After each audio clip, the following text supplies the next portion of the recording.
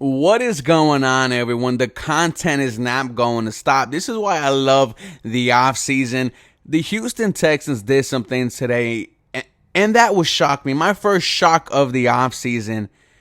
And that was that they put in a request to interview former New Orleans Saints head coach Sean Payton. And why it's shocking to me is because I would have never thought Nick Caserio, who's been put as a man in charge, this is a head honcho, this is the smartest man in the room. When he talks, he wants all the attention to himself.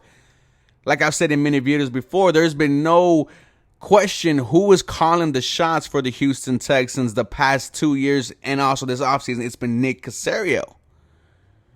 If you bring in someone like Sean Payton who has an ego, how is that going to work? Because now Sean Payton is the man. And I go back to the interview yesterday where he said, if I'm talking to a head coach and he doesn't think that I'm, fit for the position, or he doesn't like me being here, I will respect and acknowledge that. And then in his interview today with 610, he said, what I meant by that is maybe taking a step back and not being kind of the face of the Houston Texans, which he's been the past 2 seasons. It will now be Sean Payton, and no one would bat an eye. This is a proven head coach, a Super Bowl winning head coach, 15 years with New Orleans.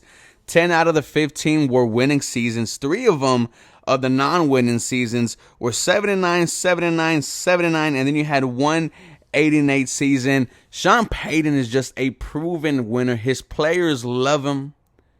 When he was in New Orleans, the city loved him. Everyone loves you some Sean Payton, a future Hall of Fame coach. And if you're the Houston Texans, why not take the risk? But the question is, does he want to go to a real building team?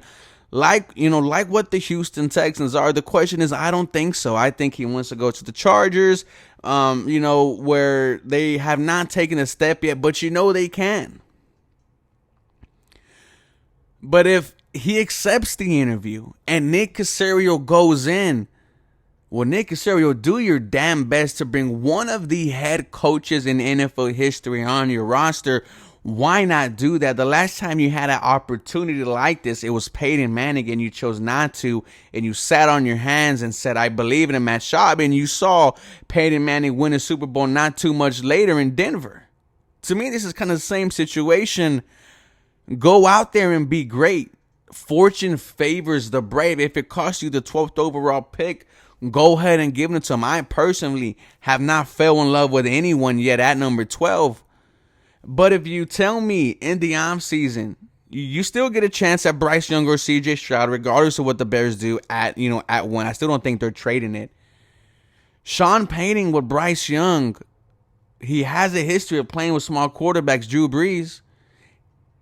Sean Payton with CJ Stroud, he just said how you want to get, a tall QB, someone who's fit, and you don't want any short, shortness there with that CJ Stroud.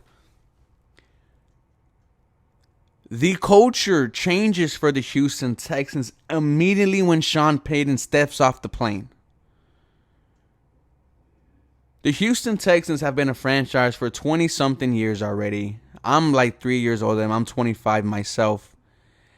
And there is no success that I can hang my hat on and be proud about and talk about as a Houston Texans fan. There is no deep playoff runs. We've never made it past the divisional round. We've always talked about coaching being what you need, needing the right quarterback. Well, this offseason, you have the chance to get both of them. And I don't know what their future is going to hold, but if you're going to tell me that it could potentially have Sean Payton and Bryce Young / CJ Stroud, I am there. Take the chance and be great.